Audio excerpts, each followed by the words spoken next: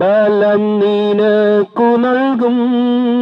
മനക്ലേശം നേരിടുമ്പോൾ ബലം നിനക്കു നൽകും. അവൻ നിൻ വെളിച്ചവും രക്ഷയുമാകിയ താമസമെന്നെ നീ വന്നിടുക. അവൻ നിൻ വെളിച്ചവും രക്ഷയുമാകിയ താമസമെന്നെ നീ വന്നിടുക. യേശു വിളിക്കുന്നു, യേശു വിളിക്കുന്നു, സ്നേഹമോടെ തൻ കരങ്ങൾ നീട്ടി. യേശു വിളിക്കുന്നു, സ്നേഹമോടെ തൻ കരങ്ങൾ നീട്ടി. യേശു വിളിക്കുന്നു. കണ്ണീരെല്ലാം തുടയ്ക്കും, കൺമണി പോലെ കാക്കും. കണ്ണീരെല്ലാം തുടയ്ക്കും, കൺമണി പോലെ കാക്കും. കാർമേഘം പോലെ കഷ്ടങ്ങൾ വന്നാലും കനിവോടെ നിന്നെ കാത്തിടും താൻ. കാർമേഘം പോലെ കഷ്ടങ്ങൾ വന്നാലും കനിവോടെ നിന്നെ കാത്തിടും താൻ.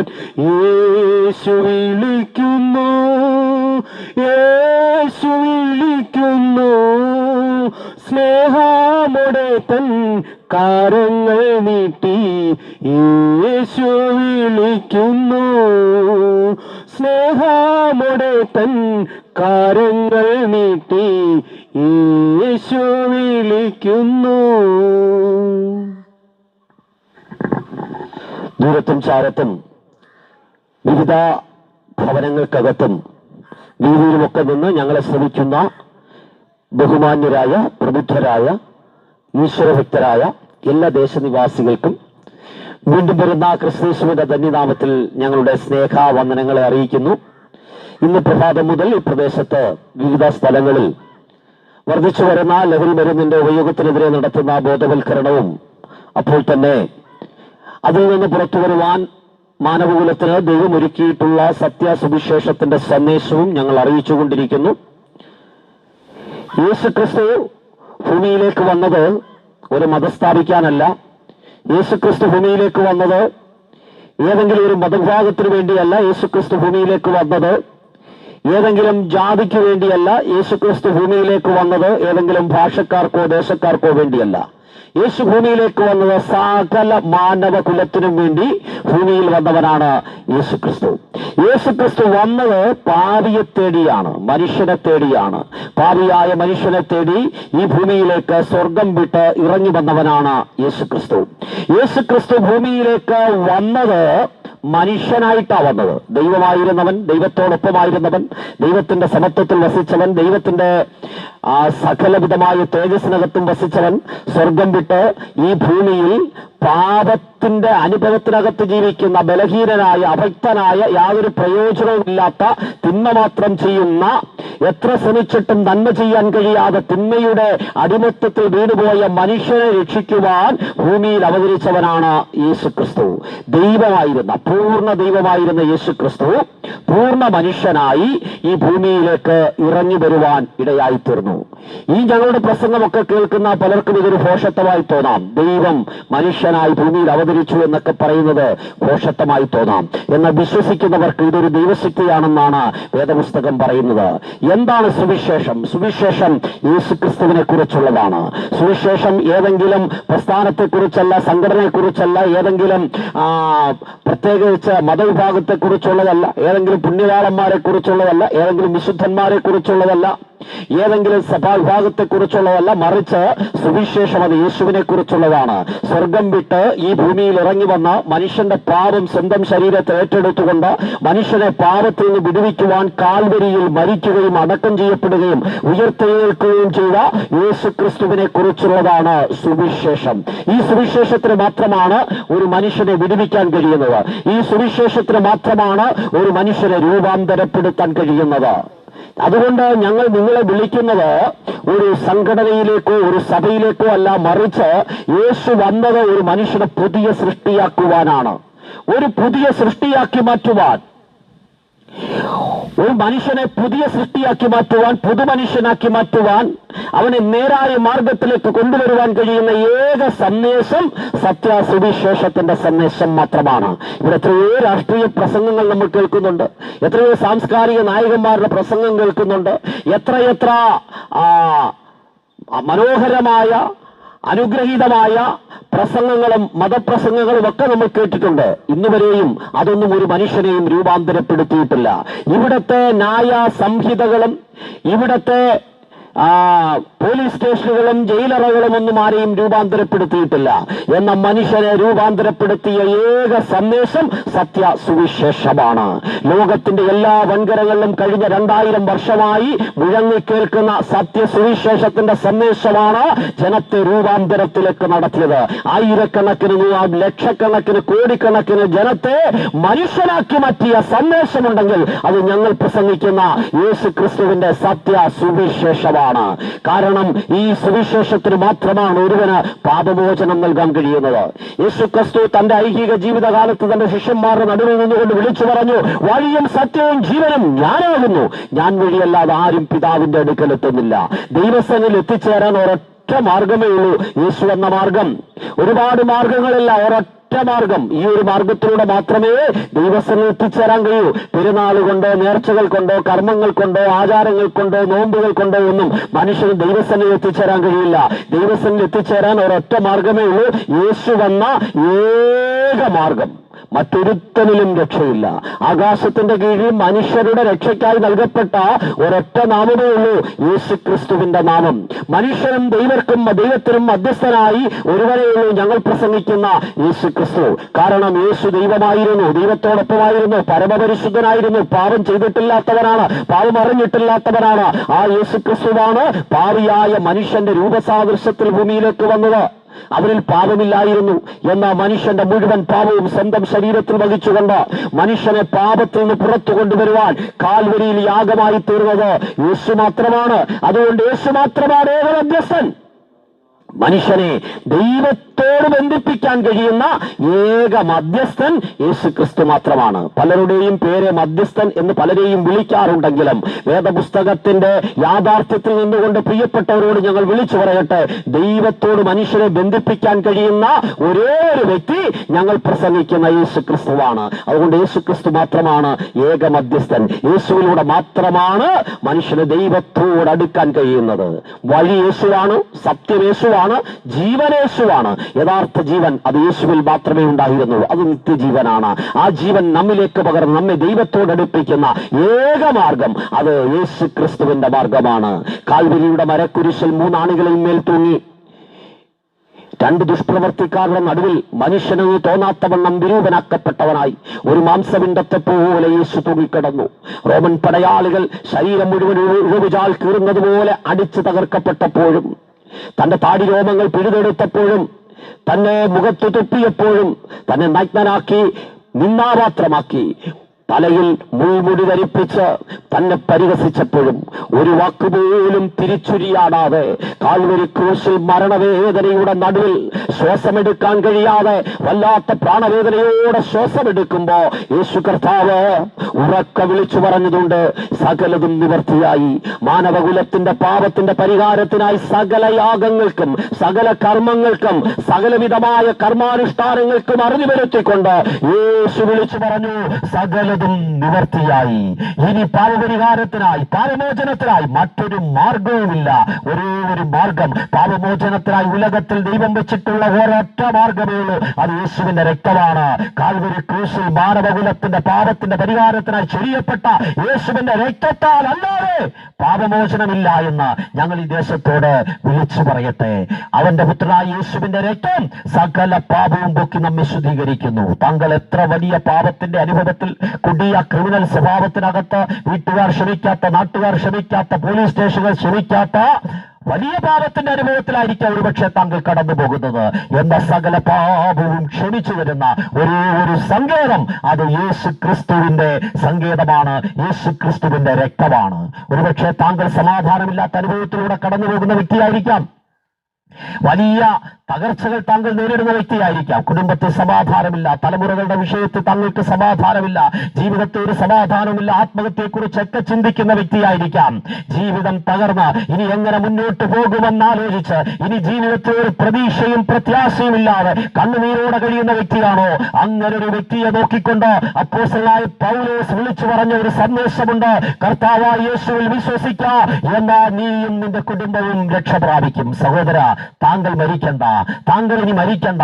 താങ്കൾക്ക് പകരക്കാരനായി കാൽവരിയിൽ മരിച്ച ഒരുവനുണ്ട്, അവനെ ഞങ്ങൾ ഇവിടെ ഉയർത്തുകയാണ്. ക്രിസ്തുവിൽ വിശ്വസിക്കുന്നവർക്ക് നിത്യജീവനുണ്ട്, നിത്യമായ സമാധാനമുണ്ട്. എന്റെ സമാധാനം ഞാൻ നിങ്ങൾക്ക് തന്നേച്ചു പോകുന്നു എന്ന് അരുളി ചെയ്ത യേശു ക്രിസ്തുവിന്റെ സമാധാനം നിങ്ങളുടെ അകത്ത് വ്യാപരിക്കുകയാണ്. ഇന്ന് പകൽ ക്രിസ്തുവിൽ നിങ്ങൾ വിശ്വസിക്കാൻ തയ്യാറുണ്ടോ? യേശുവിന്റെ ദൈവപുത്രത്വത്തിൽ വിശ്വസിക്കാൻ തയ്യാറുണ്ടോ? യേശു എനിക്ക് വേണ്ടിയാണ് കാൽവരിയിൽ പകരക്കാരനായി മരിച്ചതെന്ന് താങ്കൾ വിശ്വസിക്കാൻ തയ്യാറുണ്ടോ? ഇന്ന് പകൽ സകല ബുദ്ധിയെയും കവിയുന്ന ദൈവിക സമാധാനം നിങ്ങളുടെ അകത്തേക്ക് പകരുവാൻ ദൈവം ശക്തനാണ്. നിങ്ങളുടെ അസമാധാനത്തെ മാറ്റി നിങ്ങളുടെ അകത്ത് ിക്കുന്ന സകല അസമാധാനത്തെയും എടുത്തു കളഞ്ഞ യേശുവിന്റെ സമാധാനം നിങ്ങളുടെ അകത്തേക്ക് പകരുകയാണ്. നിങ്ങളുടെ അകത്ത് വ്യാപരിക്കുന്ന സകല പാപത്തെയും എടുത്തു മാറ്റിയിട്ട് യേശു നിങ്ങളുടെ അകത്തേക്ക് യേശുവിന്റെ ജീവനെ പകരുകയാണ്. ഇന്ന് പകൽ ക്രിസ്തുവിൽ വിശ്വസിക്കുന്നവർക്ക് സൗജന്യമായി പാപമോചനവും സൗജന്യമായി വീണ്ടെടുപ്പും പാപത്തിന്റെയും പിശാചിന്റെയും അടിമത്തത്തിനകത്ത് ഒരിക്കലും നിവർന്നു നിൽക്കാൻ കഴിയാത്തവണ്ണം, ഒരിക്കലും ജീവിതത്തിൽ നന്മ കാണാൻ കഴിയാത്തവണ്ണം, ഒരിക്കലും ജീവിതത്തിൽ സന്തോഷം അനുഭവിക്കാൻ കഴിയാത്തവണ്ണം പൈശാചികമായ പാപത്തിന്റെ എല്ലാവിധമായ ശാപത്തിന്റെയും അടിമത്തത്തിലാണോ? ഇന്ന് പകൽ സൗജന്യമായി നിങ്ങൾക്കൊരു വീണ്ടെടുപ്പുണ്ട്. ക്രിസ്തുവിൽ വിശ്വസിക്കുന്നവർക്ക് സൗജന്യമായി വീണ്ടെടുപ്പുണ്ട്. ക്രിസ്തുവിൽ വിശ്വസിക്കുന്നവർക്ക് സൗജന്യമായി പുത്രത്വം ലഭിക്കുകയാണ്. അവനെ കൈക്കൊണ്ട് അവന്റെ നാമത്തിൽ വിശ്വസിക്കുന്നവർക്ക് ദൈവപുത്രന്മാർ, ദൈവമക്കളാകുവാൻ, ദൈവ പൈതലാകുവാൻ അവൻ അധികാരം കൊടുത്തു എന്ന വേദപുസ്തകം പറയുന്നത്. അതുകൊണ്ട് ക്രിസ്തുവിൽ വിശ്വസിക്കുന്നവർക്ക് സൗജന്യമായി ദൈവപുത്രത്വത്തിലേക്ക്, ദൈവിക കുടുംബത്തിലേക്ക്, അതേ വിശുദ്ധിയുടെ കുടുംബത്തിലേക്ക് നിങ്ങൾക്ക് കടന്നു വരാൻ കഴിയും. അതുകൊണ്ട് നിങ്ങൾക്ക് പാപത്തെ പരാജയപ്പെടുത്തി ജീവിക്കാൻ കഴിയും. എത്രയോ പ്രാവശ്യം നിങ്ങൾ ഹൃദയത്തിൽ ചിന്തിച്ചതാണ് മദ്യപാനത്തിൽ നിന്ന് പുറത്തു വരണമെന്ന്, പുകവലി നിർത്തണമെന്ന്, ഈ ലഹരി മരുന്നിൽ പുറത്തു വരണമെന്ന്, പല പാപ സ്വഭാവങ്ങളും തിന്മയിൽ നിന്ന് പുറത്തു വരണമെന്ന് ആഗ്രഹിച്ചിട്ടും നിങ്ങൾക്ക് കഴിയാതെ െങ്കിൽ ക്രിസ്തുവിൽ വിശ്വസിച്ച് അവന്റെ പുത്രത്വത്തിലേക്ക്, യേശുവിന്റെ ദൈവപുത്രത്വത്തിന്റെ അവകാശത്തിലേക്ക് നിങ്ങൾ വന്നാൽ നിങ്ങൾക്കും സൗജന്യമായി പാപത്തെ ജയിച്ച് ജീവിക്കുവാൻ, പാപ സ്വഭാവത്തെ ജയിക്കുവാൻ, പാപത്തിന്റെ സ്വാധീനത്തിൽ നിന്ന് പുറത്തു വരുവാൻ നിങ്ങൾക്കും കഴിയുമെന്ന് ഞങ്ങൾ നിങ്ങളോട് അറിയട്ടെ. ക്രിസ്തുവിൽ വിശ്വസിക്കുന്നവർക്ക് പാപമോചനമുണ്ട്, ക്രിസ്തുവിൽ വിശ്വസിക്കുന്നവർക്ക് വീണ്ടെടുപ്പുണ്ട്, ക്രിസ്തുവിൽ വിശ്വസിക്കുന്നവർക്ക് പുത്രത്വമുണ്ട്, ക്രിസ്തുവിൽ വിശ്വസിക്കുന്നവർക്ക് നിത്യജീവനുണ്ട്. നിത്യനായ ദൈവത്തോടൊപ്പം ജീവിക്കാൻ കഴിയുന്ന നിത്യജീവൻ, യേശുവിന്റെ അകത്ത് വ്യാപരിച്ച ജീവൻ നിങ്ങളുടെ അകത്തേക്ക് പകരുകയാണ്. ഒരിക്കൽ ദൈവികത്തിന്റെ കൂട്ടായ്മയിൽ ജീവിക്കുവാൻ ദൈവത്താൽ സൃഷ്ടിക്കപ്പെട്ട മനുഷ്യൻ പാപം ചെയ്ത് ദൈവത്തിൽ അകന്നുപോയപ്പോൾ അവനിൽ നിന്ന് നഷ്ടപ്പെട്ട നിത്യജീവൻ അവന്റെ അകത്ത്, നമ്മുടെ അകത്ത് മടക്കി നൽകി നമ്മളെ ദൈവത്തിന്റെ കൂട്ടായ്മയോട് ബന്ധപ്പെടുത്തുന്ന നിത്യജീവൻ യേശുവിലുണ്ട്. ഇന്ന് പകൽ ഞങ്ങൾ നിങ്ങളോട് വിളിച്ചു പറയട്ടെ, നിങ്ങൾ ഇതുവരെയും ക്രിസ്തുവിനെ സ്വീകരിച്ചിട്ടില്ലെങ്കിൽ, നിങ്ങൾ ഒരു പക്ഷേ പാരമ്പര്യമായി ക്രൈസ്തവ കുടുംബത്തിൽപ്പെട്ടവരാകാം, പാരമ്പര്യമായി ഈശ്വരഭക്തന്മാരാകാം, നിരവധി കർമാനുഷ്ഠാനങ്ങൾ ജീവിക്കുന്ന വ്യക്തികളാകാം. പക്ഷേ ഇന്ന് പകൽ ഞങ്ങൾ നിങ്ങളോട് വീണ്ടും വിളിച്ചു പറയുന്നു, അതുകൊണ്ട് നിങ്ങൾക്ക് രക്ഷ സ്വന്തമാക്കാൻ കഴിയില്ല. രക്ഷ സ്വന്തമാക്കാൻ ഒരൊറ്റ മാർഗമേ ഉള്ളൂ, യേശുവിനെ വിശ്വസിക്കണം. ഇത് കർമ്മമാർഗമല്ല, ഇത് വിശ്വാസമാർഗമാണ്. വിശ്വാസത്താൽ യേശു നിങ്ങളുടെ അകത്ത് ജീവിക്കാൻ തുടങ്ങുമ്പോ, യേശുവിന്റെ കർത്തൃത്വത്തിന്റെ കീഴിലേക്ക് വരുമ്പോ, ഞാനൊരു പാപിയാണെന്ന് അംഗീകരിച്ച് യേശു എന്നെ ഭരിക്കുവാൻ എന്നെ തന്നെ ഏൽപ്പിച്ചു കൊടുത്ത് യേശുവിന്റെ കർത്തൃത്വത്തിന്റെ കീഴിലേക്ക് താങ്കൾ വരുമെങ്കിൽ താങ്കൾക്കും വിശുദ്ധിയോടെ, വിശ്വസ്തയോടെ ദൈവത്തോട് ചേർന്ന് ദൈവത്തിന്റെ കൂട്ടായ്മയിൽ ജീവിക്കാൻ കഴിയും. ഒരിക്കൽ മരിച്ച് അടക്കപ്പെട്ടു. യേശുവിനെ കല്ലറയ്ക്കകത്ത് എല്ലാവരെയും പോലെ അടക്കം ചെയ്തു. എന്ന കല്ലറകളെ ഭേദിച്ച് 3-ാം ദിവസം യേശു ഉയർത്തെഴുന്നേറ്റു. ലോകത്ത് വന്ന സകല മഹാന്മാരും, സകല രാഷ്ട്രീയ പ്രവർത്തകരും, സകല രാഷ്ട്രീയ നേതാക്കന്മാരും, രാജ്യങ്ങളെ ഭരിച്ച ചക്രവർത്തിമാരും, സൈന്യാധിപന്മാരും, സകലവിധമായ തത്വചിന്തകന്മാരും മരണം കൊണ്ട് കീഴടക്കപ്പെട്ടപ്പോ മരണത്തെ ജയിച്ചുയർത്തെഴുന്നേറ്റ ഇന്നും ജീവിക്കുന്ന ഒരേ ഒരു വ്യക്തി ഞങ്ങൾ പ്രസംഗിക്കുന്ന യേശു ക്രിസ്തുവാണ്. യേശു ക്രിസ്തു മാത്രമാണ് മരണത്തെ ജയിച്ചുയർത്തെഴുന്നേറ്റത്. അതുകൊണ്ട് ക്രിസ്തുവിൽ വിശ്വസിക്കുന്നവർക്ക് മരണത്തിനപ്പുറം ഒരു ജീവിതമുണ്ട്. യേശുവിൽ വിശ്വസിക്കുന്നവർ മരണം കൊണ്ട് അവസാനിക്കുകയല്ല. യേശു വീണ്ടും വാനവേഗത്തിൽ വരുമ്പോ ക്രിസ്തുവിൽ വിശ്വസിച്ച മരണപ്പെട്ട വാങ്ങിപ്പോയ നമ്മുടെ പ്രിയപ്പെട്ടവർ കല്ലറകളെ ഭേദിച്ച് ഉയർത്തെഴുന്നേറ്റ് വരും. മരണശേഷം നടത്തുന്ന കർമ്മങ്ങൾ, ആചാരങ്ങൾ, അനുഷ്ഠാനങ്ങൾ, ധൂപപ്രാർത്ഥനകൾ ഒന്നും കൊണ്ട് ഒരു മനുഷ്യനെയും സ്വർഗത്തിൽ കയറ്റാൻ കഴിയില്ല.